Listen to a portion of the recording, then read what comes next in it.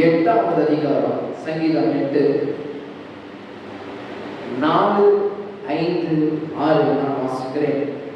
மனுஷனை நீ நினைக்கிறதற்கும் மனுஷகுமாரனை நீ விசாரிக்கிறதற்கும் அவன் எம்மாத்திரம் என்கிறேன். நீ அவனை தேவ தூதரிலும் சற்று சிறியவனாக்கினேன்.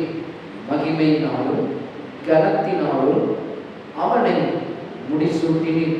உம்முடைய கரத்தின் கிரியைகளின் மேல் நீ அவனுக்கு ஆளுகை தந்து சகலத்தையும் அவனுடைய பாதங்களுக்கு கீழ்ப்படுத்தினீர். பரலோக தகவலை ஆண்டவரே இயேசுவின் நாமத்தில் வருகிறோம். ஆண்டவரே எங்கே போவோம்? நித்திய ஜீவ வசனம் நம்மிடத்தில் வாசிக்கிறோமே, நித்திய ஜீவ வசனங்களுக்கு நாங்கள் வருகிறோம். வார்த்தைகள் கர்த்தாவை அனுப்பின காரியம் நாங்கள் எங்களுக்கு ஏற்ற வார்த்தைகள் நீர் அனுப்பி கொடுக்கிறீர். அதற்காக இயேசுவின் நாமத்தில் பிதாவே ஆமென். பாருங்க, தொடர்ந்து நாம் தேவனுடைய குடும்பத்தை அறிந்து கொள்ளுங்கள் என்ற தலைப்பின் கீழே நாம் போதிக்க ஆரம்பித்தோம். அதுல தேவனுடைய குடும்பம்னா என்ன, மனுஷன் எப்படி படைக்கப்பட்டிருக்கிறார் என்பதை குறித்து பார்த்தோம். அடுத்ததாக தேவனுடைய குடும்பத்தில் உள்ள சித்தம் என்ன என்பதை குறித்து பார்த்தோம். போன வாரத்திலே சொல்லியிருந்தேன், இனி இருந்து ஒவ்வொரு குடும்பமாக பார்க்க போவதாங்க.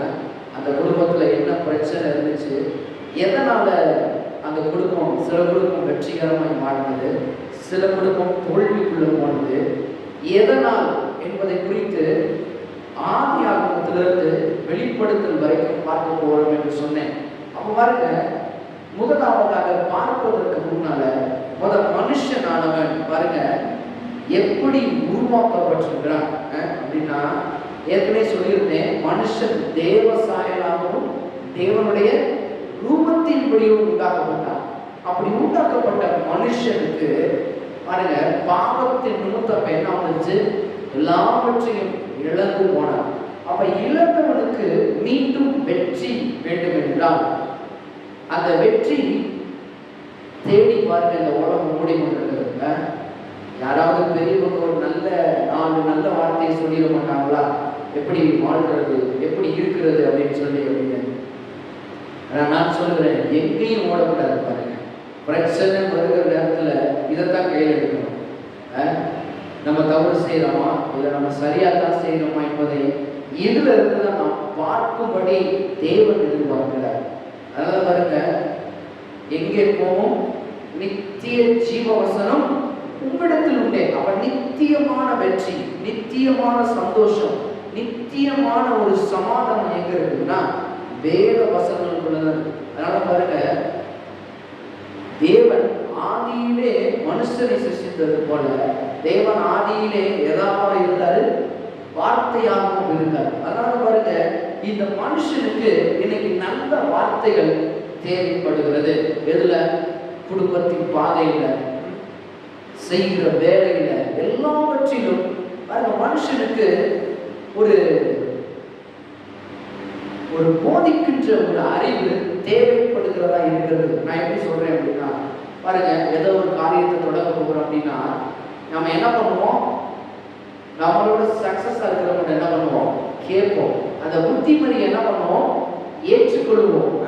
இப்படி செஞ்சா நல்லா இருக்குமா, இல்லை எப்படி செஞ்சா நல்லா இருக்குமா அப்படின்னு. பாருங்க, மனுஷனும் அன்னைக்கு தேவனோடு இருந்தான். அதனால் பாருங்க அவனுக்கு சந்தோஷம், மகிழ்ச்சி எல்லாவற்றிலும் இருந்தது என்று வேதம் போதிக்கிறது. மனுஷனை எப்படி சிருஷ்டித்தார் என்று சங்கீதக்காரன் தாவீது சொல்றான். பாருங்க, மனுஷனை நீ நினைக்கிறதற்கும் மனுஷகுமாரனை நீ விசாரிக்கிறதற்கும் அவன் எம்மாத்திரம். பாருங்க, மனுஷனும் மனுஷியும் தேவனுடைய பார்வையில ஒன்றுமில்லாதவர்கள் போல.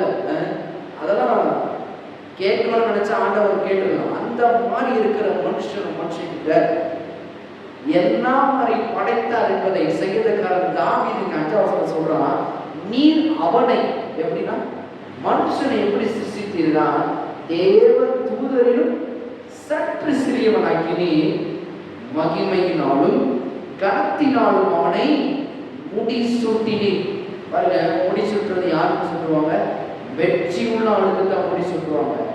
ஏன் இங்கே முடிசூட்டினார் அப்படின்னா, தேவனுடைய சாயலாகவும் தேவனுடைய ரூபத்தின்படியும் தேவன் அவரோடு கூட இருந்தனால இங்க தாவீது எங்க இருந்து எடுத்து பேசுறான் அப்படின்னா, ஆதி ஆகமத்திலிருந்து படைத்த படைப்பிலிருந்து எடுத்து இவன் மனுஷன் எப்படி உருவாக்கப்பட்டான் என்பதை இங்க சங்கீதக்காரன் தாவீது பேசுகிறத பார்க்கிறோம். அப்ப முடி சூட்டினார். யாரை முடி சூட்டினார்? மனுஷனை முடி சூட்டினார். ஒரு ராஜாவாக படைத்தார். பாருங்க, நம்ம பார்க்க போறோம் முதல் குடும்பம் எப்படி இருந்தது, அந்த குடும்பத்துல எந்த மாதிரி சூழ்நிலைகள் இருந்தது, எப்படியெல்லாம் தேவன் அவர்களை ஆளுகை செய்தார், என்ன விதத்தில் அவர்களை வழி நடத்தினார் என்பதை குறித்து இன்னைக்கு நாம் பார்ப்போம்.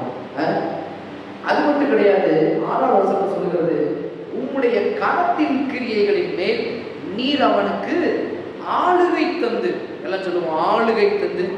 அதே வசனம் தான் பாருங்க, அந்த ஆளுகை இழந்து போன அதிகாரத்தை மீண்டுமாக கொடுக்கிறதற்கு தான் என்ன பண்ணாரு? ஆண்டவராகிய இயேசு கிறிஸ்து இந்த உலகத்துல வந்தார். ஆளுகை தந்து சகலத்தையும் அவனுடைய பாதங்களுக்கு கீழ்ப்படுத்தினேன். எங்க இருந்து தாவீது சொல்றான்? இந்த வசனம் எல்லாம் எங்க இருக்குது அப்படின்னா, திருப்பூர் ஆதியாகமம். ஏன் சங்கீதக்காரர் தாவீது ஏன் இந்த வசனங்களை எதுக்கு எடுக்கணும்? அந்த வசனங்கள்ல என்ன இருக்கிறது? ஏன் மனுஷனை குறித்து பேசும் பொழுது ஏன் ஆதி ஆகமத்துல தேவன் சொன்ன அதே வார்த்தைகள் எடுத்து பேசுறோம்? அதே வார்த்தைகள், மாறாத வார்த்தைகள் வேணா பாருங்க. ஆதி ஆகமம் 1ஆம் அதிகாரம் 27ஆம் வசனம். தேவன் தம்முடைய சாயலாக மனுஷனை சிருஷ்டித்தார், அவனை தேவ சாயலாகவே சிருஷ்டித்தார், ஆணும் பெண்ணுமாக அவர்களை சிருஷ்டித்தார். சிருஷ்டித்தது மாத்திரமல்ல, 28, பின்பு தேவன் அவர்களை நோக்கி, நீங்கள் பழுகி பெருகி பூமியை நிரப்பி அதை கீழ்ப்படுத்தி சமுத்திரத்து மச்சங்களையும் ஆகாயத்து பறவைகளையும் பூமியின் மேல் நடமாடுகிற சகல ஜீவ ஜந்துக்களையும் ஆண்டு கொள்ளுங்கள் என்று சொல்லி தேவன் அவர்களை என்ன பண்ணாரா? ஆசீர்வதித்தார். The blessing, the more important to எல்லாவற்றிற்கும் இம்பார்ட்டன்ட் வந்து தேவனுடைய அந்த ஆசீர்வாதம். பாருங்க, தேவன் கூட இருந்தா மட்டும்தான் எல்லாவற்றையும் நம்ம என்ன பண்ண முடியும்? வெற்றிகரமாய் நடத்த முடியும். இங்க சங்கீதக்காரர் தாவீது சும்மா ஒன்று சொல்லலை. அந்த வசனங்கள் எடுத்துட்டு இங்க இயேசு பாருங்க, தேவன் படைத்த படைப்பிலே மனுஷனை ஒரு ராஜாவாகவும் ராஜ குமாரத்தியாகவும் படைத்தார் என்று வேதத்துல நாம் வாசிக்கிறோம். இன்னைக்கு பாருங்க, தேவன் எப்படி அந்த குடும்பத்தை படைச்சு என்ன சொன்னார் அப்படின்னா, வேணாம் ஏற்கனவே நான் சொல்லியிருந்தேன், ஜீவம் ஆத்மாவை அவர் ஊதியிருந்தார். மனுஷனுக்கு ஒரு ஆவி கொடுக்கப்பட்டிருக்கிறது. அந்த ஆவியை நிமித்தம் என்ன பண்றா? மனுஷன் இன்னைக்கு நடக்க வேண்டும் என்று தேவன் எதிர்பார்க்கிறார். அப்ப பாருங்க, இந்த உலகத்துல படைச்சு ஆதாமையும் ஏவாளையும் இந்த உலகத்துல பாருங்க படைச்சு உள்ள வைக்கும் போது பாருங்க, முதல் ஆதாமை படைச்ச உடனே முதலாவதாக அவனுக்கு வார்த்தையை கொடுக்கிறார். அதனால பாருங்க, முதல்ல கல்யாணம் ஆண்களுக்கு முன்னாகவே தேவன் ஒரு சில வார்த்தைகளை உங்களுக்கு கொடுத்துருக்க மாட்டான்னு சொல்ல முடியும். கொடுக்கலைன்னா அவர்கிட்ட கேட்டு என்ன பண்ணணும்? பெற்றுக்கொள்ள வேண்டும். குடும்பத்தின் காரியங்களை என்ன செய்ய வேண்டும், எதை செய்யக்கூடாது, ஆண்டவர்கிட்ட முதலாவதாக கேட்கணும். பாருங்க, அதுல இருந்து நம்ம என்ன பண்ணக்கூடாது? விலகவே கூடாது. அவர் என்ன சொன்னாரோ அதன்படியே நாம் என்ன பண்ண வேண்டும்? நடக்க வேண்டும். பாருங்க, ஆதாம சிருஷ்டித்து இங்க வந்து சொல்றத பார்க்கணும். ஆதியாகமம் 2ஆம் அதிகாரம் 15ஆம் வசனம். தேவனாகிய கர்த்தர் மனுஷனை ஏதேன் தோட்டத்தில் அழைத்து கொண்டு வந்து, அப்ப ஏதேன் என்றால் துன்பம் இல்லை, இன்பம் மட்டும்தான் அவரிடம் இருந்தது என்று நாம் வாசிக்கிறோம். அப்ப ஏதேனுக்கு அர்த்தம் என்ன? துன்பம் இல்லை, இன்பம் மட்டும்தான். அப்ப முதலாவது யாரை அழைக்கிறார் என்று பார்த்தோம்னா, மனுஷனை அழைக்கிறார் என்று நாம் பார்க்கிறோம்.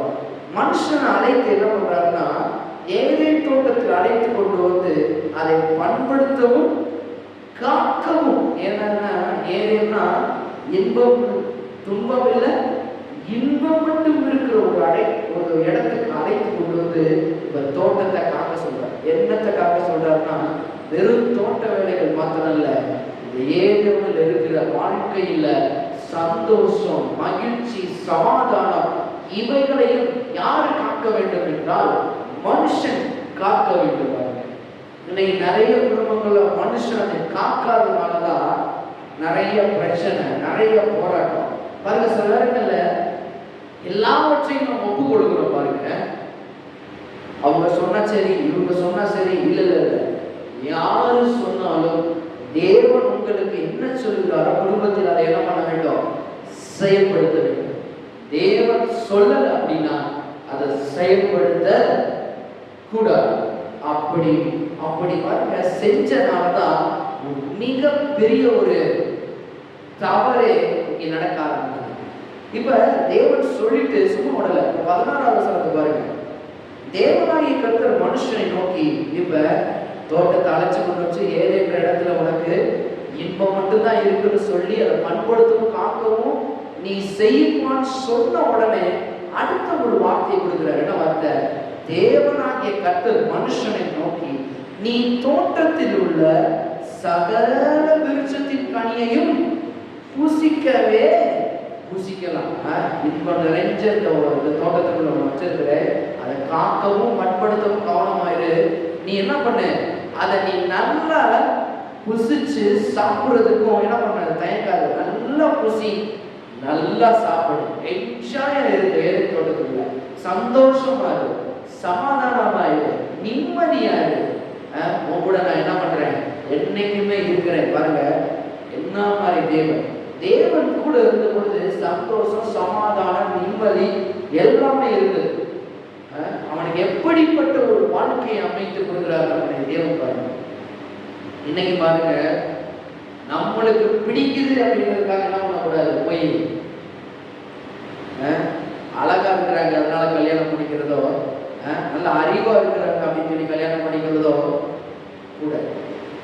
தேவன் சொல்லிட்டாரா, வார்த்தை இருந்தா அந்த வார்த்தைக்கு கீழ்ப்படிச்சு பாருங்க, நம்ம போகும்போதுதான் ஏதே நாம இருக்கும். இல்லைன்னா ஏதே துன்பம் நிறைந்ததற்கு அடையாளமாய் அது மாறிக்கும். அப்ப பாருங்க, இவனுக்கு தேவன் வார்த்தையை கொடுக்கிறாரு. 16 ஆனாலும் நீ என்ஜாய் பண்ணு, நல்லா இரு, எல்லாவற்றையும் நல்லா பண்ணு. ஆனாலும் அப்படின்னா ரொம்ப கவனிச்சுக்கோ, இந்த நன்மை தீமை அறியத்தக்க விருட்சத்தின் கனியை புசிக்க வேண்டாம். புசிக்க வேண்டாம் என்னது? நீ எவ்வளவு வேணாலும் சாப்பிடு, படைத்ததெல்லாம் உனக்கு தான், படைச்சதெல்லாம் உனக்கு தான். நீ இந்த ஏரியாவில் என்ன பண்ணலாம், சந்தோஷமா இருக்கலாம். பாருங்க, இன்னைக்கு பெரிய பெரிய ஊட்டி கொடைக்கானல் மலைலாம் போகும்போது அந்த மிஸ்டரை பார்க்கும்போது பாருங்க எப்படி அழகா கண்ணுக்கு குளிர்ச்சியா மலை தோட்டம்ன்றாங்க. அதெல்லாம் போய் பார்க்கும்போது அவ்வளவு அழகா இருக்கு. ஆனா நான் சொல்றேன், அந்த அழகை காட்டிலும் ஏதுன்றது மிக சிறந்த ஒரு அழகிற்கே எடுத்துக்காட்டு அப்படின்னு ஆராய்ச்சியாளர்கள் சொல்றாங்க. அங்கெல்லாம் போனா அவ்வளவு ஒரு பீஸ்ஃபுல் அங்க இருக்கும். ஏன்னா தேவனுடைய பிரசன்னத்துல என்ன இருக்குது, சந்தோஷமும் எல்லா விதமானது தேவனுடைய பிரசன்னத்துக்குள்ள இருக்குது. அதே பிரசனம் தான் ஏதேன் தோட்டத்துக்குள்ள இருக்குது. ஏதேன் தோட்டத்துல யாரு இருந்தது? தேவன் கூட இருந்தார். தேவன் இருக்கிறார். மனுஷனும் தேவனும் நேருக்கு நேராக பார்த்து பேசுகிற பழக்கங்களை இங்க நாம் பார்க்க முடியும். யாரு? குடும்ப தலைவர். குடும்ப தலைவர் நேருக்கு நேராய் பார்த்து பேசுகிற ஒரு அனுபவத்தை பாருங்க. ஒரு ஃப்ரெண்டை போல தேவன் பேசுகிறத பார்க்கிறான். எப்பா நீ என்ஜாய் பண்ணு, நல்லா இரு, எல்லாவற்றையும் பண்ணு, உனக்கு என்ன தேவையோ நான் என்ன பண்றேன், ஏற்பாடு பண்ணுவேன். இதைத்தான் நம்ம நிறைய பேர் பார்த்து போயிடுறோம். சில பேர் சொல்றாங்க, ஏஜ் ரொம்ப அதிகமாகிட்டே இருக்குது, தேவனை கண்டுக்கிறவே இல்லை, நானும் தேவனை ரொம்ப பிடிச்சி ஜெபம் பண்ணிக்கிட்டே இருக்கிறேன், இன்னும் ஒரு பொண்ணு கிடைக்க மாட்டேங்குது, இன்னும் ஒரு மாப்பிள்ளை கிடைக்க மாட்டேங்குது, இன்னும் என்னென்ன தேவை இருக்கோ. நான் சொல்றேன், அவருக்கு என்ன எப்போ கொடுக்கணுன்றதை அவர் அறிந்திருக்கிறார். அவருக்கு தெரியும் பாருங்க. அதனாலதான் நம்ம என்ன பண்ணக்கூடாது, அவசரப்பட்டு ஓடிக்கூடாது. இங்க ஆதாம் சரியாக இருக்கிறார் என்பதை வேதம் போதிக்கிறது. பாருங்க, தேவன் அவனுக்கு சொல்லி ஒரு வார்த்தையை கொடுத்துட்டாரு. நீ புசிக்கும் நாளில் சாகவே சாவா என்று கட்டளையிட்டார். இது வரைக்கும் கட்டளை இடல. நீ புசிக்கவே புசிக்கலாம், நீ புசிச்சா புசி, நான் உன்னை கட்டாயம் பண்ண மாட்டேன். ஆப்பிளை மட்டும் தின்னுக்கிட்டே இருக்கு, ஆரஞ்சை மட்டும் சாப்பிட்டுட்டே இருக்கு, நீ ஒரு மணி நேரத்துக்கு ஒரு முறை இதை சாப்பிடு அப்படின்னு சொல்லல. என்ன உனக்கு வேணுமோ என்ஜாய் பண்ணுறாரு. ஆனா ஒன்றை மட்டும் சொல்லும் பொழுது வலியுறுத்துகிறார், கட்டளை. அது என்ன கட்டளை அப்படின்னா, ஆராய்ச்சி பாருங்க, நிறைய வேத வல்லுநர்கள் இந்த கட்டளை இட்டார் என்ற அந்த பதத்துல எப்படி சொல்றாங்க அப்படின்னா, தேவன் சொல்லும் பொழுது முதல்ல பாருங்க, அது ரொம்ப ஒரு ஜாலியா பேசுகிற ஒரு மூமெண்ட் மாதிரி சொல்றாங்க. ஆனா அந்த கட்டளை இட்டார் என்று சொல்லும் பொழுது அவருக்குள்ள இருந்து ஒரு பலமான ஒரு வார்த்தை வெளிப்பட்டது என்று பாருங்க ஆராய்ச்சியாளர் சொல்றாங்க. ஏன்னா இந்த வார்த்தை சாதாரணமான வார்த்தை கிடையாது. இந்த மூல வாசகங்கள் எப்படி வருது அப்படின்னா, நான் சொல்றத நீ செய். பாருங்க, ஒரு ஒரு ஒரு கமாண்ட், அதைத்தான் நீ செய்யணும், அதை தவிர நீ என்ன பண்ணக்கூடாது, செய்யக்கூடாது என்று சொல்லுகிற பிரகாரம், அந்த பிரகாரமா இருக்கிறத இந்த கட்டளையிட்டார் என்ற வார்த்தை அப்படியே சொல்லப்படுது. தேவன் பார்க்க உள்ளத்திலிருந்து ஒரு அந்த வார்த்தை வல்லமையாய், எல்லா வார்த்தையும் வல்லமை உள்ளது, ஆனா இந்த வார்த்தை இன்னும் வல்லமையாய் பயன்படுத்தினார் என்று ஆராய்ச்சியாளர்கள் சொல்றாங்க. ஏன் தெரியுமா? நாம சொல்றோம் தேவனுக்கு இதெல்லாம் தெரியாதா, அவங்க சாப்பிட்ற நேரத்துல இதெல்லாம் மாறிக்க தட்டி விட்டுருக்க வேணாமா? நான் சொல்றேன், தட்டி விடுறதுக்கு முன்னாடியே வார்த்தையை பலமா ஏற்கனவே கொடுத்துட்டாரு. கட்டளை இட்டார், நீ சாப்பிடக்கூடாதுன்னா சாப்பிடக்கூடாது. நிறைய பேர் யோசிக்கிறாங்க பாருங்க, நானும் நிறைய பேர் யோசிச்சிருக்கேன். இது நிறைய அர்த்தங்கள்லாம் நிறைய பேர் சொல்லியிருக்கிறாங்க. நானும் நினைச்சிருக்கிறேன் பாருங்க, வளர்ந்து வர சமயத்துலலாம் போதிக்கும் போது, சரி ஆண்டவரையே கட்டி விட்ட நல்லா இருக்கிறதுமே, இவ்வளவு நல்லா இருக்கிறதுமே உலகம் அப்படின்னு. ஆனா பாருங்க, நிறைய பேர் நிறைய அர்த்தங்களை சொன்னாங்க. நானும் பெரிய பெரிய போதகர்கள்லாம் பார்த்துருக்கிறேன், கேட்டிருக்கிறேன். அவங்களாம் என்ன சொல்லுவாங்கன்னா நிறைய சொல்றாங்க. ஒண்ணு பாருங்க, தேவன் அவனுடைய சித்தத்துக்கு நேரம் விட்டுறாரு. நீ என்ன பண்ணலாம், சாப்பிடலாம் இருக்கலாம் ஒருத்தர் சொல்றாங்க. இன்னொருத்தர் என்ன சொல்றாங்க, அது அவனுடைய சாய்ஸ்ங்க, அவன் அதை என்ன பண்ணிட்டான், தேர்ந்தெடுத்தான் அப்படின்னு. நான் சொல்றேன், தேர்ந்தெடுத்ததெல்லாம் ஒரு சைடு தான்.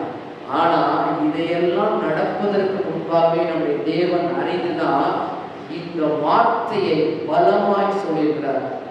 நன்மை தீமை அறியத்தக்க விருட்சத்தின் கனியை புசிக்க வேண்டாம். ஒரு பலமுள்ள ஒரு வார்த்தைகளை கொடுக்கிறார். வேண்டாம், அதை வேண்டாம்னா உனக்கு அது வேண்டாம் அப்படின்னு சொல்றாரு. யாருக்கு சொன்னாரு? ஆதாம். வேண்டாம் அப்படின்னா வேண்டாம்னா என்ன அர்த்தம்? நான் உனக்கு முன்னாடி சொன்ன வார்த்தைகளை கவனமா கேளு அப்படின்னா, தோட்டத்தை பண்படுத்தவும் காக்கவும் கவனமாயிரு.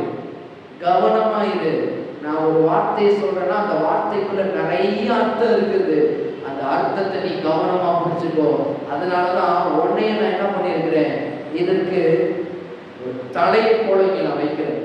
நான் உனக்கு தலை, நீ என்ன பண்ண, ஒரு அதிபதியா இருந்து காரியத்தை செயல்படுத்து.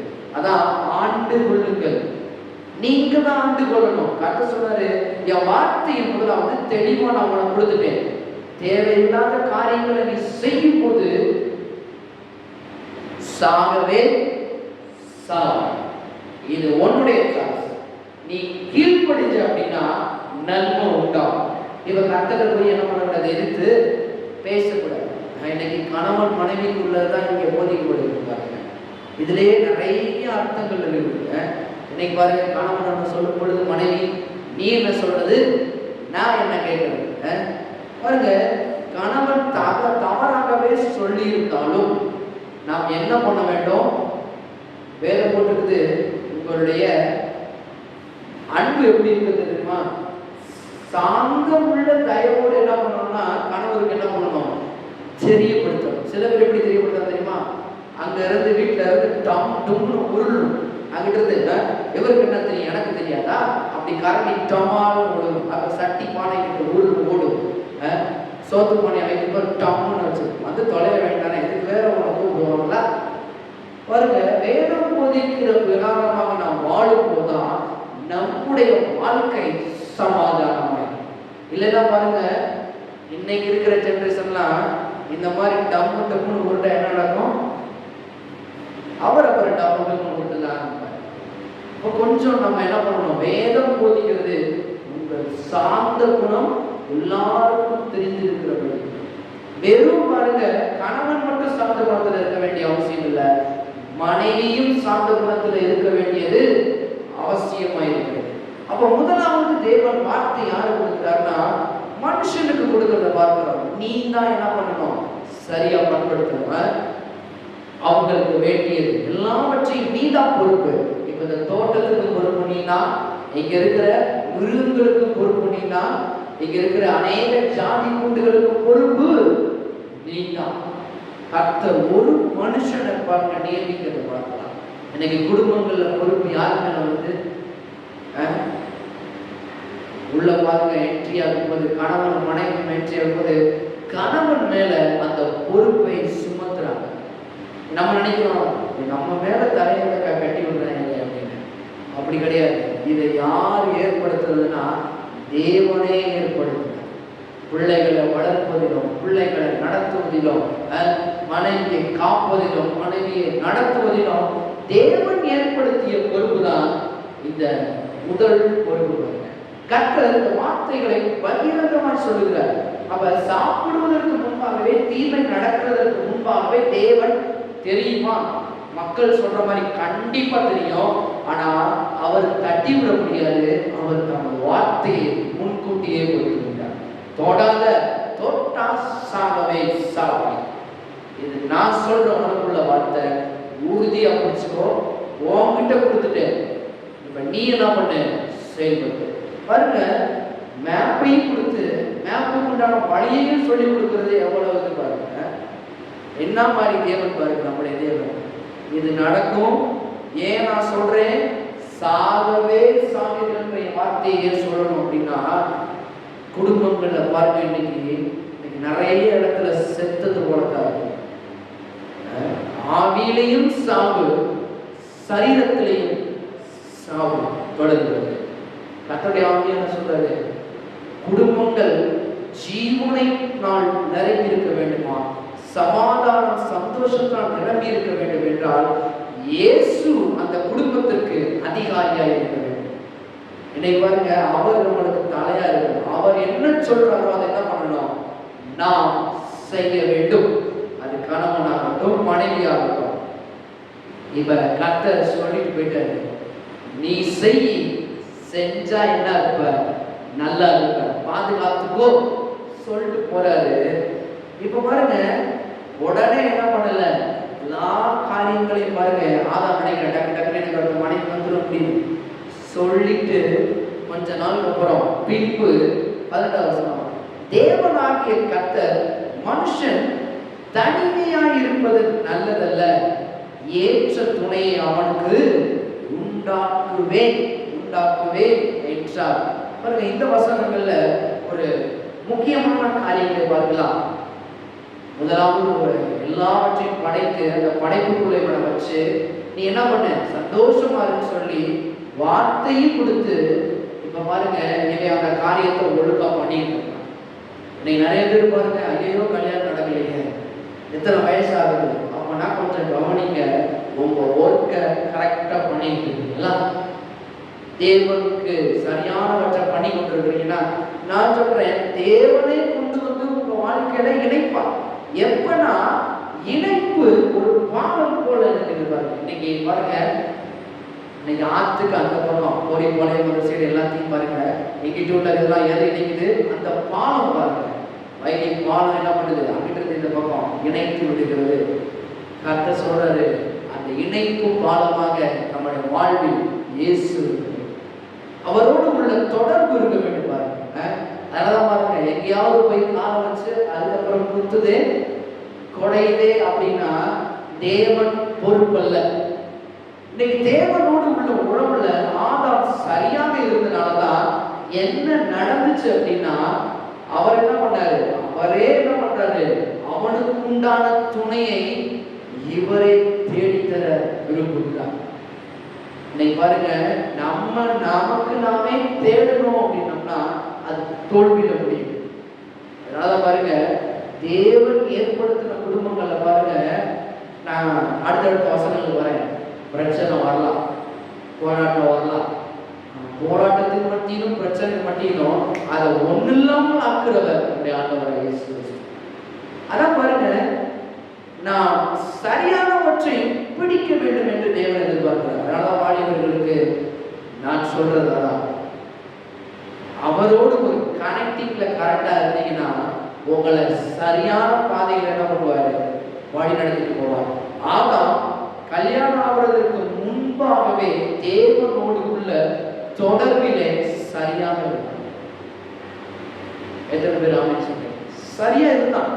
நீங்க பாருங்க, கர்த்தரே தேவையில்லை, அவர்களுக்கு அவர்களே முடிவெடுத்துக் கொள்றதுனாலதான் இன்னைக்கு நிறைய டைவர்ஸ், நிறைய பிரச்சனை, நிறைய போராட்டம். ஏனென்றால் வானத்தையும் பூமியும் படைத்த சர்வ வல்லமை உள்ள தேவன் என்ன சொல்லுகிறார், அவரோடு ஒரு கனெக்ஷன் இல்லை. இல்லைன்னா அவர் என்ன பண்ணுவாரு, அவர் சொல்றது பாருங்க, மனுஷன் தனிமையா இருப்பது நல்லதல்ல, ஏதோ துணை அவனுக்கு உண்டாக்குவேன் என்றாரா, ஏற்ற துணை அவனுக்கு உண்டாக்குவேன் என்றார். ஏற்ற துணை. இன்னைக்கு பாருங்க, நம்ம கல்யாணம் வரும்பொழுது எவ்வளவுதான் பிரசங்கம் கேட்டுக்கலாம், எவ்வளவுதான் வார்த்தையை கேட்டுக்கலாம், ஆனா வரும்பொழுதுதான் தெரியும் அது எதை சூஸ் பண்றது, எதை சூஸ் பண்ணக்கூடாது. ஒரு குழப்பம் பாருங்க. அநேக தேவனோடு பழகிற மனுஷர்களுக்கும் சரி, விசுவாசிகளுக்கும் சரி, அநேக குழப்பம் ஏற்படுது. ஏன் தெரியுமா? ஏன்னா இன்னும் என்ன பண்ணல, தேவனுடைய அந்த தொடர்புக்குள்ள இன்னும் அதிகமா உள்ள போயிடும். அதனால பாருங்க, அதிக தொடர்பு இந்த நாட்கள்ல இருக்கிறப்பயே அவ்வளவு குழப்பங்கள் ஏற்படுதுன்னா, நான் சொல்றேன், தேவனோடையே இல்லை அப்படின்னா எப்படி இருக்கும் வாழ்க்கை? தேர்ந்தெடுக்கும் போது சரியா தேர்ந்தெடுப்போம் நினைக்கிறீங்களா? இப்ப இந்த உலகம் என்ன சொல்லுதோ அதைத்தான்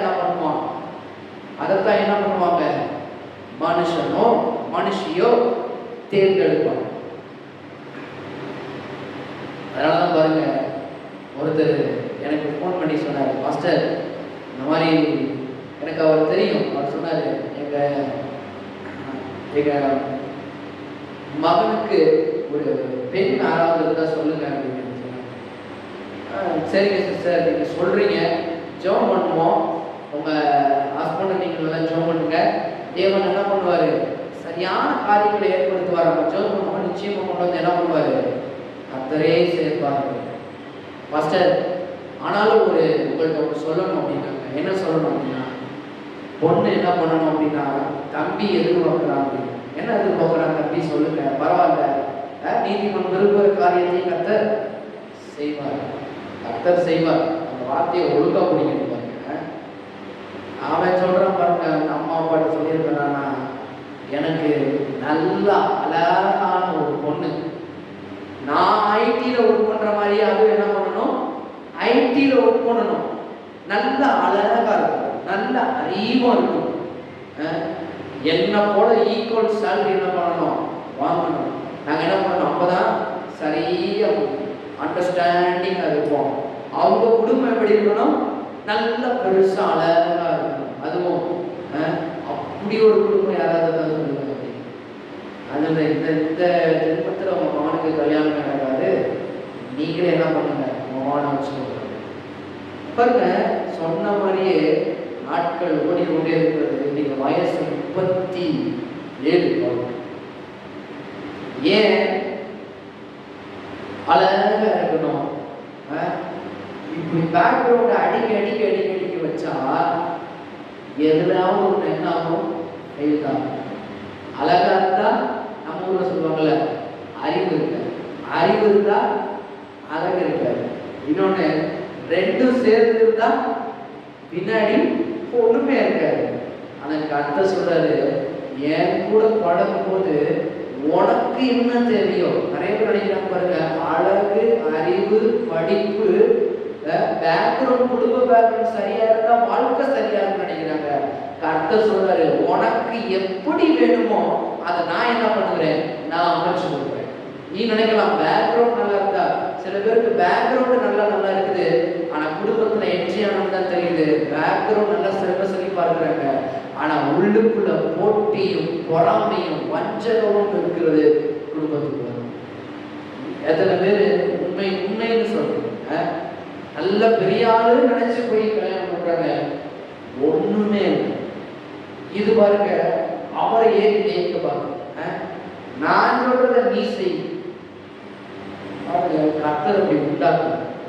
நான் சொல்றேன், அப்படி இருந்தாலும் இந்த யூடியூப் மூலியமா கேட்டுக்கொண்டிருந்தாலும் நான் சொல்றேன், அப்படிப்பட்டவர்களாக இருந்தாலும் தேவன் முதலாவது மன்னிக்கிறது. தேவன் தான் உங்களை இணைச்சாரு, தேவன் தான் உங்களை படைச்சாரு. இப்ப தேவனுக்கு என்ன பண்ணணும்? வாழ்க்கைய ஒப்பு கொடுக்கணும், கீழ்ப்படிய வேண்டும். பாருங்க, கணவனும் மனைவியோ கீழ்ப்படிய வேண்டும். பாருங்க, அதுக்கு என்ன பண்ணக்கூடாது? இப்ப ஆதாம் அவ்வளவு வார்த்தையை யாருக்கு கொடுத்தது? தேவன் ஆதாமுக்கு கொடுத்தாரு. ஆதாம் அதையெல்லாம் சொல்லி இருந்தான், ஏவாள் எல்லாவற்றையும் சொல்லி கொடுத்தான். நிறைய பேர் நினைக்கிறாங்க பாருங்க, இன்னைக்கு கணவர் சொன்னா என்ன பண்ணக்கூடாது, நீ என்ன சொல்றது, நான் என்ன பாருங்க, கொஞ்சம் கேட்கணும். அது தப்பா இருந்தா என்ன பண்ணலாம்? திருத்தி கொடுக்கலாம். பாருங்க, அதனாலதான் இந்த உலகத்துல பாருங்க, ஆதாமுக்கு ஏற்ற துணை ஏவாளை கொண்டு வந்து தேவன் கொடுத்த உடனே சும்மா இல்லை, எல்லாவற்றையும் காண்பிக்கிறான். இது இப்படி இருக்கும், அது அப்படி இருக்கும், நீ என்ன பண்ண, இப்படியெல்லாம் இரு. பாருங்க, அதை சொல்லி கொடுக்கறது பார்க்கிறோம். அதனாலதான் நன்மை தீமை அறியத்தக்க விருட்சத்தின் கனிக்கு பக்கத்துல வரும்போது பிசாசு உள்ள என்ட்ரி ஆகலாம். தேவன் சொல்லி இருந்ததை யாராம் ஏவாளுக்கு சொல்லியிருக்கோம். இப்ப என்ன பண்ற பாருங்க, ஆதாம் சொன்னதை ஏவாள் கேட்காம விடுறான். இதுதான் குடும்பங்களின் இன்றைக்குள்ள பிரச்சனை. அதனாலதான் தலைமை என்னைக்கு சொல்லுகிறதோ அதற்கு கீழே கேட்காம பாருங்க, தலைமை என்ன, அதிலும் தேவனோடு உள்ள ஒரு உறவுள்ள ஒரு மனுஷன் யாரோ சொல்லும் போது பாருங்க, கேட்காமல் இருக்கும் பொழுது அந்த குடும்பம் உடைகிறதற்கு அநேக வாய்ப்பு உண்டு. தேவன் இல்லாம ஒருத்தர் சொல்லும் பொழுது பாருங்க, அதுல தப்பு இருக்கும். அதுல என்ன இருக்காது, தப்பாதான் சொல்லுவாங்க, தப்பாதான் யோசிப்பாங்க. ஆனா நான் சொல்றேன், தேவனோடு உள்ள பழகிற ஒரு மனுஷனுக்கு பாருங்க, எதுவும் தீமைக்கு சொல்லி கொடுக்க மாட்டாங்க. இன்னைக்கு பாருங்க, ஏவாளை கூட்டு போய் எல்லாவற்றையும் நீயும் என்ன பண்ண, ஆண்டுகொள் என்று சொல்லி அவளுக்கும் உரிமையை கொடுக்குறான். இவன் என்ன சொல்றா, நான் எதுவும் செய்ய மாட்டேன். இதுதான் அதுக்குள்ள அர்த்தம். அப்புறம் எதுக்கு நீ காரணமா இருக்கிற, நீ எதுக்கு தலையா இருக்கிற, நீ எல்லாத்தையும் பண்ணி சொல்ல, நீ சொல்றத பார்க்கிறோமா? இல்ல வேதத்தின் படி வர வேண்டும். நாம் எல்லாரும் வேதத்தின் படி வர வேண்டும். அதனாலதான் இயேசு என்ன பண்ணாரு, அவருடைய பிதா என்ன சொல்லுகிறாரோ அதன்படி என்ன சொல்லுகிறாரு, இயேசு செய்கிறத நாம் பார்க்கிறோம்.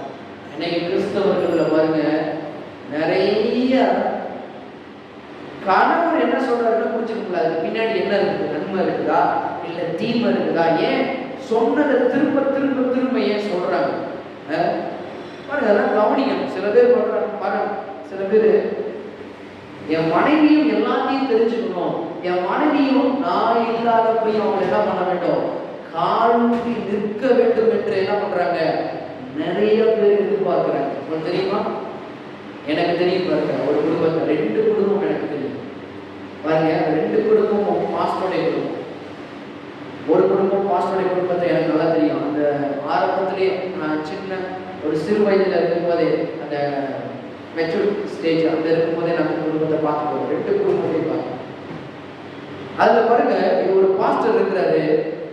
அவரு கல்யாணம் பண்ண வரும்போது பாருங்க, இந்த துணைவியாருக்கு எல்லாவற்றையும் கற்றுக் கொடுக்க வேண்டும் என்றனால பாருங்க, இவர் என்ன பண்ணாரு, அவங்க பைக்கு கற்றுக் கொடுத்தாரு. அதுக்கடுத்து என்ன பண்ணாருன்னா, நீயே போய் எனக்கு என்ன பண்ணு, காரியங்களை நடத்து, உன்ன என்ன பண்றாரு கர்த்தர், உனக்கு அந்த அறிவை தருவாரு. எல்லாவற்றையும் பாருங்க, இந்த அம்மா வளர்ந்த விதம் வேற பாருங்க. ஆனா பாருங்க, இவர் எல்லாவற்றையும் கற்றுக் கொடுக்க அவர் அந்த அம்மா பாருங்க, கடைசியா நான் உங்களை விட்டு வேலை காட்டாம எல்லாத்தையும் என்னைய செய்ய சொல்றீங்க அப்படின்னு. கடைசியா கொஞ்ச நாளுக்கு அப்புறம் போய் பார்த்தா தான் தெரியுது, அந்த கணவர் இல்லாதப்ப அந்த சபை வளர்ந்துருச்சு. இந்த உண்மையிலும் உண்மை நான் பேசிக் கொடுக்கிறேன், யாரு என்னன்னு எனக்கு ஓப்பனா சொல்ல முடியும். ஆனால் தேவையில்லாத நான் சொல்லுகிறேன், அந்த அம்மா கடைசியா திணற ஆரம்பிச்சாங்க. அப்ப யோசிச்சாங்களா, என் கணவர் ஒண்ணு சொல்லும் பொழுது எனக்கு அப்போ புரியல. நீ போய் வா, நீ போய் என்ன பண்ண, சில பொருட்களை வாங்கி மார்க் பண்ணு, அது இவ்வளவுதான் விலை, நீ தெரிஞ்சுக்கணும், இந்த உலகத்தை பத்தி நீ அறிஞ்சுக்கணும். நீ வீட்டுக்குள்ளே இருந்து என்ன பண்ணக்கூடாது, காரியங்களை நடப்பிக்க முடியாது. அதான் கரெக்டா சொன்னாங்க, உலகம் முழுவதும் சென்று சுவிசேஷத்தை பிரசங்க. ஒரே இதுக்குள்ள இருக்காதீங்க, போய்கிட்டே இருக்கு. நான் உங்களுக்கு என்னெல்லாம் சொல்றேனோ அதையெல்லாம் போய் செய்யுங்க.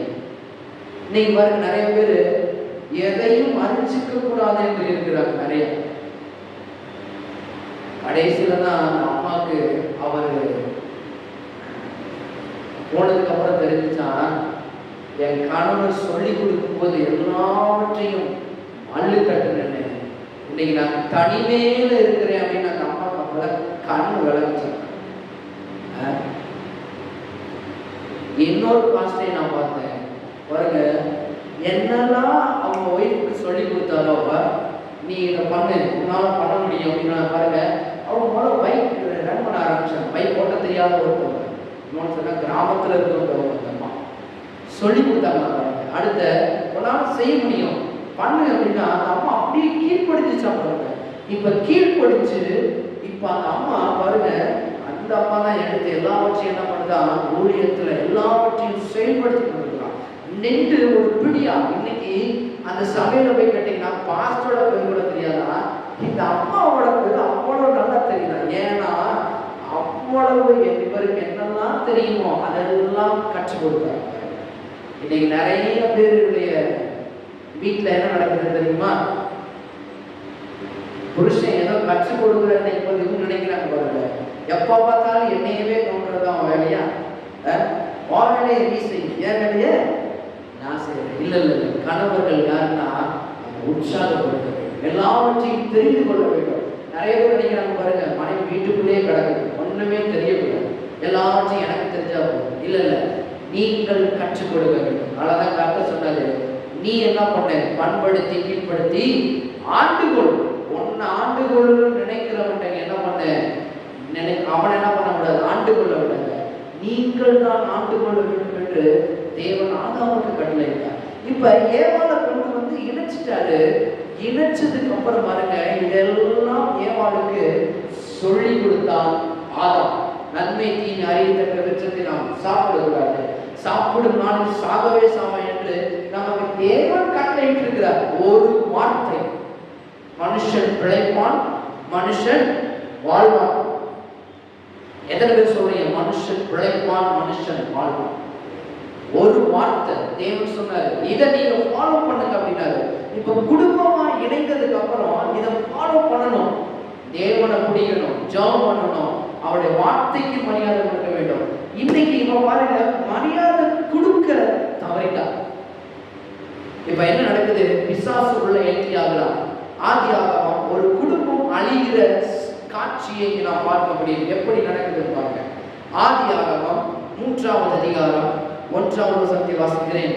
தேவனாகிய கர்த்தர் உண்டாக்கின சகல காட்டு ஜீவன்களை பார்க்கிலும் சர்ப்பமானது தந்திரம் உள்ளதாய் இருந்தது. அது ஸ்திரீயை நோக்கி எங்க வருது பாருங்க. ஆதாம் கிட்ட வந்தா ஆதாம் வேற மாதிரி பண்ணிருக்கோம். அதனாலதான் எந்த ஒரு இது வந்தாலும் கணவர்கள்கிட்ட தெரியப்படுத்த வேண்டும் என்று தேவனுடைய அனாதி திட்டம். இது வந்து நீ நிறைய பேர் என்ன பண்ண மாட்டாங்க, சொல்ல மாட்டாங்க, இழுத்து அவங்களுக்குள்ள வச்சுக்குவாங்க. அப்புறம் என்னைக்காவது பெரிய பிரச்சனையா மாறும்போது என்ன பண்ணுவாங்க, எனக்கு இந்த மாதிரி கொஞ்சம் பிரச்சனையா இருக்கு, எனக்கு கொஞ்சம் அதை சால்வ் பண்ணி கொடுங்க பாருங்க. இதை முதலையே சொல்லும்போது என்ன நடக்கும், தேவனை கேட்டு அவனுடைய ஞானத்தை பெற்றுக்கொண்டு 2 பேரும் என்ன பண்ணிருக்கலாம், சரி பண்ணிருக்கலாம். இப்ப இந்த பிரச்சனை வருது பாருங்க, சர்ப்பமான தந்திரம் உள்ளதா இருந்தது. அது ஸ்திரீயை நோக்கி, நல்லா கவனிங்க, யாரை நோக்கி வரல, ஆதாமை நோக்கி வரல. இன்னைக்கு நிறைய பாருங்க, நீங்க நினைக்கலாம் பெண்கள் எல்லாவற்றிலும் நாங்க தலையா இருக்கிறோம், நாங்க எங்களால எல்லாம் செய்ய முடியும். பைபிளுடைய ரூல்ஸ் அண்ட் ரெகுலேஷன் நம்ம வரணும். பைபிள் என்ன சொல்றதுன்னு கொஞ்சம் கவனிங்க. நான் ஜெபம் பண்ணா நான் ஜெபம் வீராங்கன்னு பெருசா நிறைய பேர் நினைக்கிறேன். கிடையாது. கர்த்தர் யாரை வச்சிருக்காரோ அவங்க தான் இருக்கணும் பாருங்க.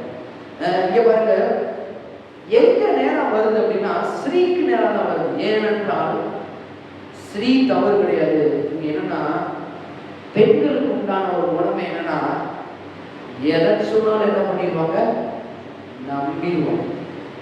கொஞ்சம் பாருங்க இனிச்சு பேசுனா முடிஞ்சிச்சு. அதான் கரெக்டாக சொன்னாரு, உன் இனிப்பு பேச்செல்லாம் எங்க இருக்கணும், உன் கணவர்கிட்ட மாத்திரம் தான் இருக்கணும். மற்ற எங்கேயாவது பேசணும் அப்படின்னா இன்னைக்கு உலகத்துல அதான் நடக்குது பாருங்க. சரி அண்ணன் நல்லா பேசுறாருன்னு சொல்லி ஒரு பெண் லைட்டா சிரிச்சு பேசுனா என்ன நடக்குது, பாருங்க இந்த பொண்ணு இனிப்பா பேசுது, என்னை லைக் பண்ணுதுன்னு நினைக்கிறேன். பாருங்க இவனுடைய தாட் அப்படி போயிருக்கு பாருங்க. கர்த்தர் சொல்றாரு, உன்னுடைய பேச்சும் உன்னுடைய பழக்கமும் நிறைய கணவன் கூட தான். கணவன் சில பாருங்க தவறு இருக்கத்தான் செய்யறது. பாருங்க அவங்களும் தவறு செய்யறாங்க, கணவனையும் பெருசுன்னு சொல்ல முடியாது. அவங்க பாருங்க போன நோண்டிக்கிட்டே இருக்கிறாங்க, அவங்களுடைய பேச்சை கேட்காம இருக்கிறாங்க, நிறைய காரியங்கள் இருக்குது. ஆனா கர்த்தர் சொல்றாரு, என்ன தப்பு இருக்கோ என்ன பண்ண ரெண்டு பேரும் உட்காந்து பொறுமையாக சொல்லி அதை சால்வ் பண்ணி அதுல இருந்து வெளியே வரணும் பாருங்க. கர்த்தர்கிட்ட உதவி கேட்கணும். சில காரியங்கள் செய்ய முடியாத போது தேவனிடம் சொல்லணும். நீங்க பாருங்க இது நேர ஸ்திரீட்ட வந்து ஒரு சில காரியங்களை தெரியப்படுத்துகிறது. என்ன காரியம், நீங்கள் தோட்டத்தில் உள்ள சகல விருட்சங்களின் கனியையும் புசிக்க வேண்டாம் என்று தேவன் சொன்னது உண்டோ? இதுல நிறைய காரியம் இருக்குது. ஒன்னே ஒண்ணு மட்டும் நான் சொல்றேன், ஸ்ரீகளே கவனியுங்கள். நான் சொல்றேன், யூடியூப்ல இருக்கிறவங்க கவனிங்க. எங்க பிரச்சனை நடக்குது தெரியுமா? முதலாவதாக தந்திரம் ஏமாளின் ஞாபக சக்தியை குழப்புகிறது இந்த பிசாசு.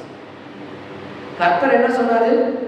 தேவனாய கர்த்தர் மனுஷன் நோக்கி தோட்டத்தோட சகல விருட்சத்தின் கனியையும் புசிக்கவே புசிக்கலாம். இவன் என்ன சொல்றான்? சகல விருட்சத்தின் கனியும் புசிக்க வேண்டாம் என்று எப்படி ஏகா பொருத்தமா இருக்கு. அவர் சொன்ன வார்த்தை வேற, இவன் சொல்றது ஆப்போசிட்டா. இப்போ முதலாவதாக ஆத்துமாவில் மூலமா இருக்கு. அதெல்லாம் பாருங்க, அவர் சொன்னாரு, இவர் சொன்னாரு, அந்த பாஸ்டர் சொன்னாரு. எந்த பாஸ்டர் சொன்னா என்ன, வார்த்தை என்ன சொல்லுகிறதோ அதற்கு என்ன பண்ண வேண்டும், நாம் கீழ்ப்படிய வேண்டும். அதனாலதான் முதல் குடும்பத்துல இன்னைக்கும் ஆரம்பத்துல இருந்து இன்னைக்கு வரைக்கும் பிரச்சனை நடக்கிறதுக்கு என்ன காரணம் அப்படின்னா, முதலாவதாக ஸ்திரீகளின் மைண்ட் குழப்பப்படுகிறது. இது பிசாசின் அவருக்கு புரிஞ்சுக்காம போயிட்டாரு. கொஞ்சம் யோசிக்கணும், அவர் ஏன் அப்படி நடக்கிறாரு அப்படின்றத நம்ம என்ன பண்ணணும், நம்ம உட்கார்ந்து நோட் பண்ணணுங்க. இன்னைக்கு நிறைய பேர் பாருங்க, அவர் தான் எல்லாத்துக்குமே ப்ராப்ளம். இல்ல இன்னைக்கு பாருங்க, மனைவி தான் எல்லாத்துக்குமே ப்ராப்ளம். கர்த்தர் சொல்றாரு, ரெண்டு பேருமே என்ன பண்ணணும், முதல்ல கர்த்தருடைய வசனத்துல தெளிவா இருக்கும். இன்னைக்கு பாருங்க, இவனுடைய ஞாபக சக்தியை குழப்பறான் பாருங்க. கர்த்தர் வார்த்தை தெளிவா இருக்கிறது. புசிக்க வேண்டாம், புசிக்கும் நாளில் சாகவே சாவாய், உள்ளேயும் சாவ நீ வெளியேயும் சாவ. கர்த்தர் சொல்றாரு, இன்னைக்கு குடும்பங்களை பாருங்க, நீ உன்னுடைய உள்ள இருக்கிற சந்தோஷம், சமாதானம், நிம்மதி அங்கேயும் சாக போற. உள்ள ஆவிக்குரிய ரீதியில இருக்கிற அந்த தேவனோடு உள்ள கனெக்ஷன் என்ன பண்ண போற, சாக போற. குழப்பம். கர்த்தர் ஆவியானவர் சொல்றாரு, குடும்பத்துல குழப்பங்கள் ஏற்படுகிறதுனாலே பிசாசு உள்ள நுழைய ஆரம்பிச்சான். அது எப்படி நடக்கும், இது எப்படி நடக்கும்? கர்த்தருடைய வார்த்தை என்ன சொல்லுதோ அதன்படி செஞ்சா நடக்கும். கர்த்தருடைய வார்த்தை சொல்லல அப்படின்னா நாம் செய்யக்கூடாது. எத்தனை பேருக்கு தெரியும், இப்ப புரியுது? குழப்பம் ஏற்படுகிறது என்றால் பிசாசு. குடும்பத்துல குழப்பமா இருந்தா இது ஏன் இப்படி வந்துச்சு? நல்லா போயிட்டு இருக்க வாழ்க்கையில திடீர்னு சண்டை, திடீர்னு பிரச்சனை. ஏன் அப்படின்னா பிசாசு அதிபதியா இருக்கிறான். இந்த அதிபதி என்ன பண்றான்? குழப்பங்களை யாரிடம் ஏற்படுத்துறான்? வேதம் போதிக்கிறது ஸ்திரீகளுக்கு மட்டும்தான். நான் வருகிற நாட்கள் எடுத்து காமிக்கிறேன். அநேக ஆபிரகாமாகட்டும், நான் உங்களை எடுத்து காமிக்கிறேன். ஈசாக்காகட்டும், யாக்கோபாகட்டும், ஆதியாகமத்துல உருவாக்குறதுலேருந்து வெளிப்படுத்தல் வரைக்கும் நான் எடுத்து காண்பிக்கிறேன் அடுத்த வாரங்களில். குழப்பங்கள் முதலாவது கொண்டு வருகிறது யாருக்குன்னா ஸ்திரீகளுக்கு தான். இன்னைக்கு உலகத்துல யூனிவர்சிட்டியில போய் இதை படிக்க முடியாது. யூனிவர்சிட்டி வேற என்னத்தையே போதிக்குது. நான் சொல்றேன், குடும்பங்கள் நன்றாய் வாழ வேண்டும் என்றால், சரியா இருக்க வேண்டும் என்றால், வார்த்தை தேவனுடைய அவருடைய பரிசுத்த வேதாகமத்தில் இருந்துதான், அவருடைய வார்த்தையில இருந்துதான் எல்லாவற்றையும் நான் கற்றுக்கொள்ள முடியும். நீங்க யூனிவர்சிட்டியில போய் நீங்க படிச்சு பார்த்தீங்கன்னா அவங்களுக்கு சமம். அவங்க என்ன சொல்றாங்க, நீங்க என்ன பண்ண கேளு அப்படின்னா யூனிவர்சிட்டி சொல்லி கொடுக்கும்.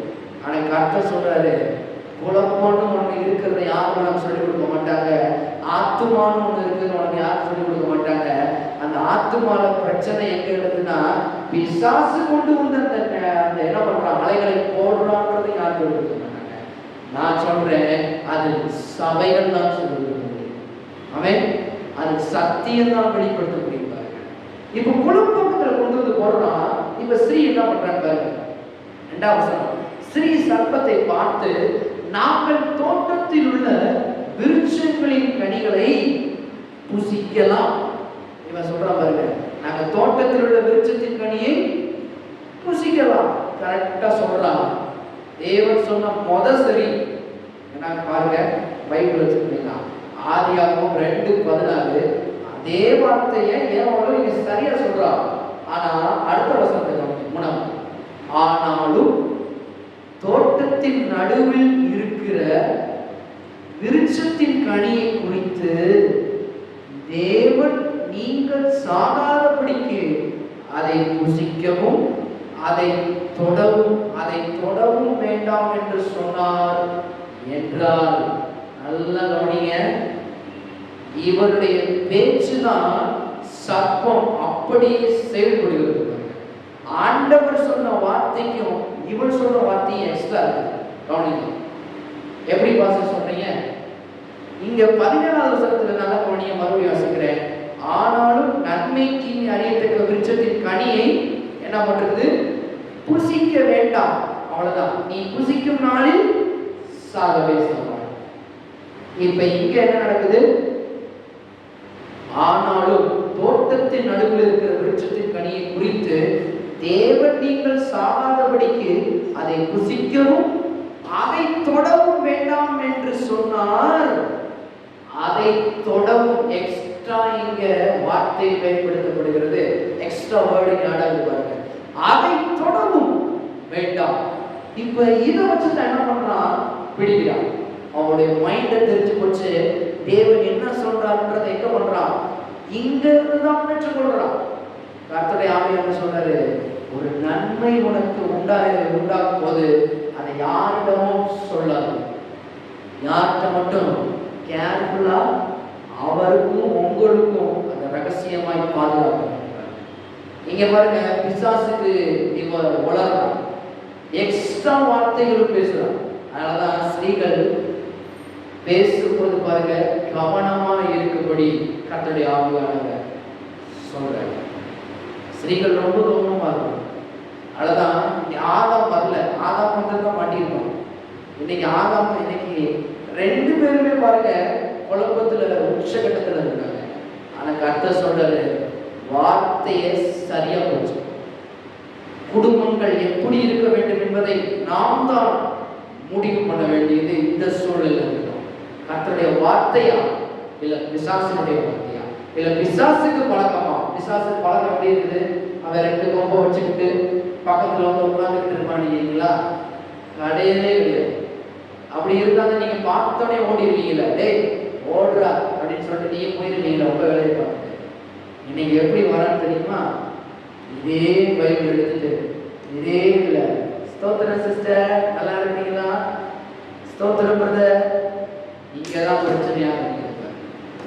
அவங்க ஒரு மாதிரி சொல்ல, இப்படித்தான் நானும் வந்தேன், 25 வருஷமா இருக்கிறேன், என்ன நடந்துச்சு என் வாழ்க்கையில? இப்ப மைண்டு குழம்ப ஆரம்பிக்கிறது. கர்த்தருடைய ஆவியானவர் மீண்டுமாக ஞாபகம். அதே ஏதேன் தோட்டம் தான் சமாதானம் நிறைந்த இடம். இன்னைக்கு சபையும் சமாதானம் நிறைந்த இடம் சபை. அதுலயும் பாருங்க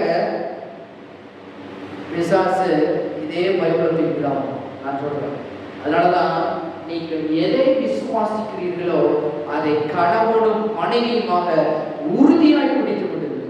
யார்கிட்டையும் சொல்ல வேண்டாம். கர்த்தருடைய ஆவியானவர் சொல்லுகிறாரு, சில முக்கியமான காரியங்கள் தீர்மானங்கள் உங்கள் வாழ்க்கையில் எடுக்கும் பொழுது அதை ஒருவரிடமும், முக்கியமாக விசுவாசிகளிடம் சொல்லாதே என்று கர்த்தருடைய ஆவியானவர் சொல்றார்.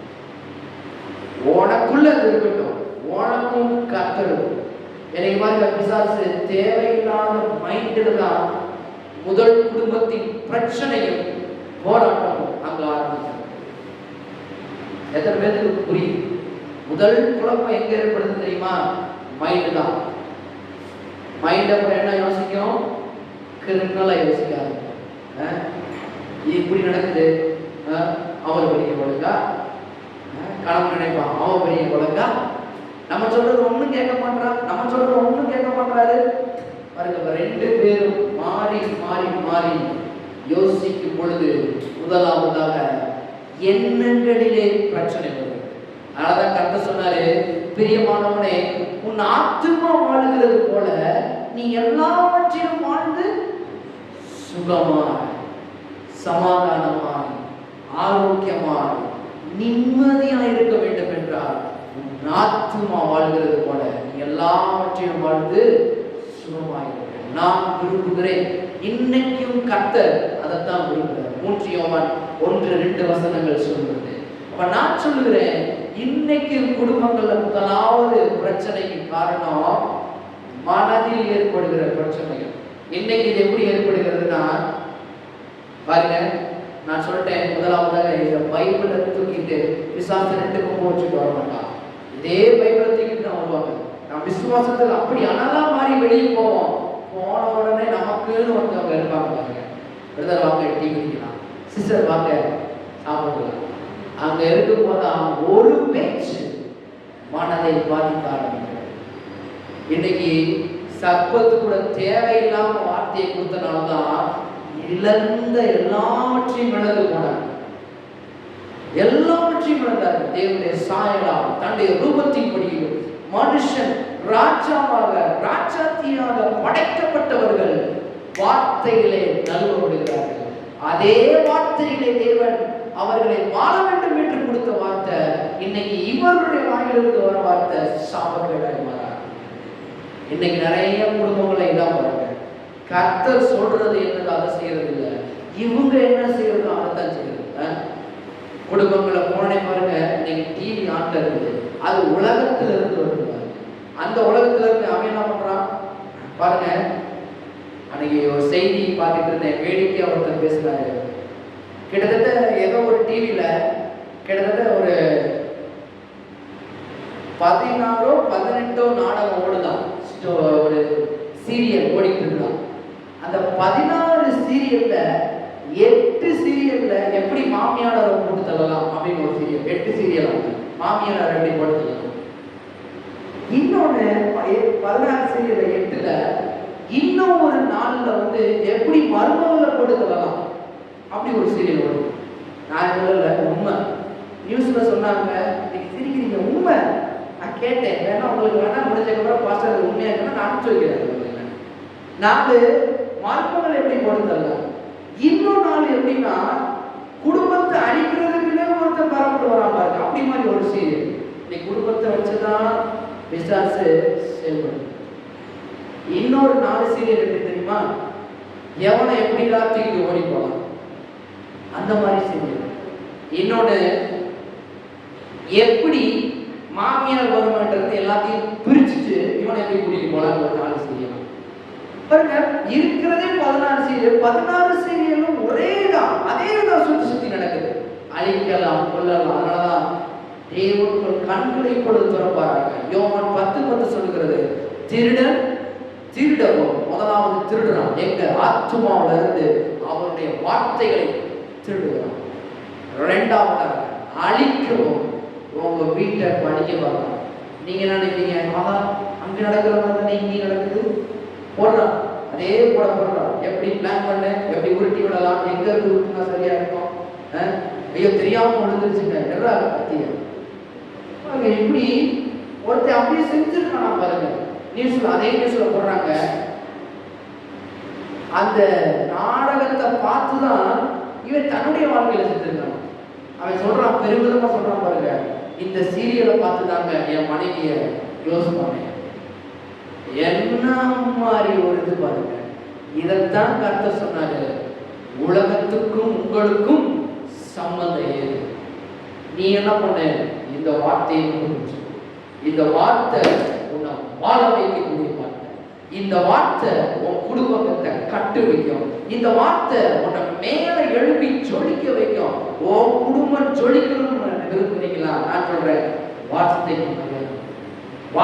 நம்புங்க, வார்த்தையை இருக்கக்கூடிய. அதனாலதான் நான் சொல்றேன், வரக்கூடிய நாட்கள்ல இன்னும் அநேக காற்று. முதலாவதாக தேவன் படைத்த முதல் குடும்பத்தை இன்னைக்கு நான் காண்பித்துக் கொண்டிருக்கிறேன். அங்க வார்த்தை போச்சு. முதலாவது மனதில் குழப்பம் ஏற்படுகிறது ஏவாளுக்கு. இப்ப எல்லாவற்றையும் மறக்கிறான். தேவன் சொல்றத மறக்கிறான். சாப்பிட்டா சாகவே சாவீர்கள் சொன்னாரு. இதை சாகாதபடி வார்த்தை தடுமாறுகிறது. தேவனுடைய வார்த்தை பாருங்க சரியா இருக்கு. இவன் பாருங்க தப்பு தப்பா சொல்லி கொடுக்குற நாலு. அப்பொழுது சர்ப்பம் ஸ்திரீயை நோக்கி, நீங்கள் சாகவே சாவதில்லை. என்ன மாதிரி கர்த்தருடைய வார்த்தைக்கு ஆப்போசிட். இன்னைக்கு உலகமும் அதைத்தான் போதிக்கிறது. எல்லாரும் சமாதானமாய் இருக்க வேண்டும் என்று வேதம் போதிக்கிறது. குடும்பங்கள் சந்தோஷமாய் நிலைத்திருக்க வேண்டும் என்று வேதம் போதிக்கிறது. ஆனா உலகம் போதிக்கிறது ஆப்போசிட்டா போதிக்கிறது. இங்க ஆப்போசிட்டா நடக்குது பாருங்க. ஆனா தேவனுடைய குடும்பத்துல சந்தோஷம், சமாதானம், மகிழ்ச்சி. இங்க பாருங்க, சாகவே சாவாய் போட்டு அச்சவசனம். நீங்கள் இதை புசிக்கும் நாளிலே உங்கள் கண்கள் திறக்கப்படும் என்றும் நீங்கள் நன்மை தீமை அறிந்து தேவர்களை போல் இருப்பீர்கள் என்றும் தேவன் அறிவார் என்றது. இப்ப பாருங்க, இந்த வார்த்தை தான் இன்னைக்கும் மனுஷன் மறக்கிறதுக்கு பெரிய உதாரணம். அன்னைக்கு தேவன் என்ன சாயலாய் படைத்தார்? அவருடைய சாயலாய் படைத்தார், அவருடைய ரூபத்தின்படி படைத்தார். இவன் திரும்ப என்ன சொல்றான்? நீங்கள் தேவர்களை போல இருப்பீர்கள். குழப்பம் ஏற்படுதா? என்னைக்காவது இந்த வசனத்தை நல்லா பார்த்துருக்கீங்களா? மறுபடியும் பார்ப்போம். நான் நிறைய தடவை படிச்சிருக்கிறேன். ஆனா நான் படிக்கும் போது சில காரியங்கள் புதுசா விளங்க ஆரம்பித்திருக்கேன். ஏற்கனவே தேவர்களை போல இருக்கிறார்கள் என்று வேதம் போதிக்கிறது. சங்கீதக்காரர் தாவீதும் சொல்லுகிறான். இதுல என்ன புதுசா சொல்றான்னு நீங்க நினைக்கிறீங்க? ஏன் நான் சொல்றேன், இவருடைய மனதை கொஞ்சமாக வார்த்தையை விட்டு மறக்கடிக்க. நீங்க ஏற்கனவே தேவர்களை போல இருக்கிறீர்கள் என்று சொல்லியிருக்க கூடாதா? இந்த மக்கு ஏவாள் பாட்டி, மக்கு பாட்டி, எப்பா நான் ஏற்கனவே தேவ சாயலாக தேவ ரூபத்தின்படி மனுஷன் எப்படி சிருஷ்டிக்கப்பட்டிருக்கிறேன் என்று எனக்கு தெரியும். நீ என்ன திரும்ப சொல்ற? தேவர்களை போல இருப்பீர்கள் என்று தேவன் அறிவார். அவர் அறிவதில்லை, நான் அறிவேன். இந்த பழத்தை சாப்பிட்டாதான் நான் தேவர்களை போல ஆக முடியுமா? சொல்லியிருக்க வேண்டாமா? ஏன்னா ஏமாள் பாட்டி மக்கு பாட்டியா. அதனாலதான் ஸ்திரீகள் கவனமாக கவனிக்க வேண்டும். வார்த்தை என்ன சொல்லுகிறதோ அதன்படி நாம் செய்ய வேண்டும்.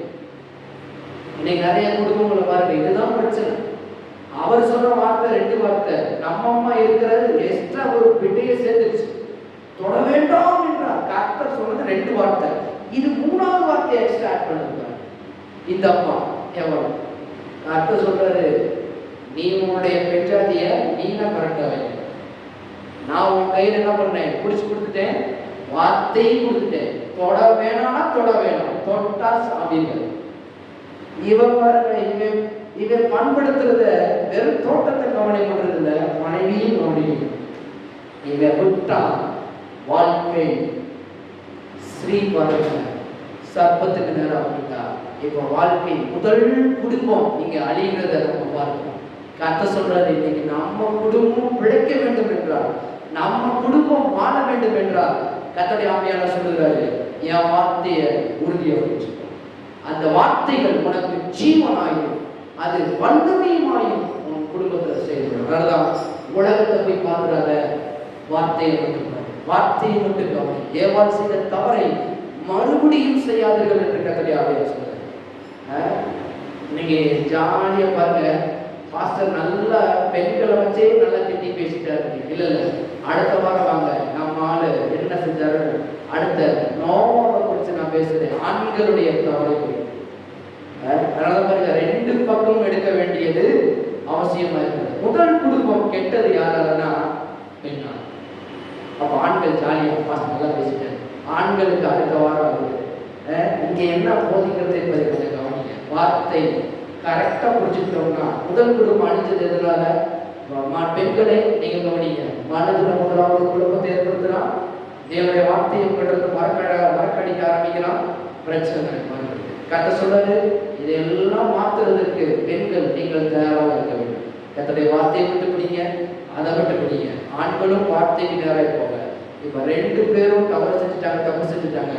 இப்ப கர்த்தர் மன்னிக்கிறார். மறுபடியும் ஆட்டுக்குட்டி அடிக்கிறாரு.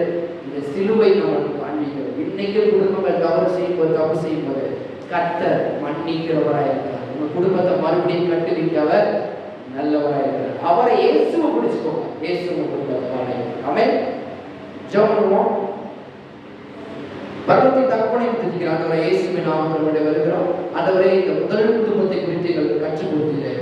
தேவனுடைய குடும்பத்தை அறிந்து கொள்ளுங்கள் என்ற தலைப்பின் கீழே முதலாவதாக ஆதாமையும் ஏவாளையும் அவருடைய தவறுகளையும் அவருடைய கப்பீரங்களையும் எங்களுக்கு வெளிப்படுத்தி காண்பிக்கிறேன். இந்த குடும்பத்துல இது போல நாங்களும் யாராவது இப்படி இருந்திருந்தால் இதை கர்த்தாவே நாங்கள் சரியாய் செய்ய உங்கள்கிட்ட அறிக்கையிட்டு நாங்கள் மாறிக்கொள்ள பரிசுத்த ஆவியானவர் ஆதாமுக்கும் ஏவாளுக்கும் மீண்டும் உதவி செய்கிறேன். அதே போல இந்த இயேசுவின் மூலம் எங்களுக்கு, அவருடைய வார்த்தையின் மூலம் எங்களுக்கு உதவி செய்யும்படியாக சொல்லுகிறோம். மீண்டும் குடும்பங்கள் கட்டப்படட்டும். இயேசுவின் நாமத்தால் உயர எழுப்பட்டும். பிரிகின்ற நிலைமையில் இருக்கிற குடும்பங்கள் ஒன்று சேர்வதாக இயேசுவின் நாமத்தால். தகப்பனே, குடும்பத்தை நீர் பாதுகாத்துக்கணும். நீர் நினைத்த குடும்பம் ஒரு நாள் வெட்கப்பட்டு போகவில்லை, மறுபடியும் இணையட்டும். கணவன் மனைவி சண்டைகள் பிரச்சனைகள் மாறி போவதாக இயேசுவின் நாமத்தால். பெரிய அற்புதங்களை அதிசயம் செய்து நாமத்தை பயன்படுத்துகிறேன். அதற்காக இயேசுவின் நாமத்தில் பிதாவே.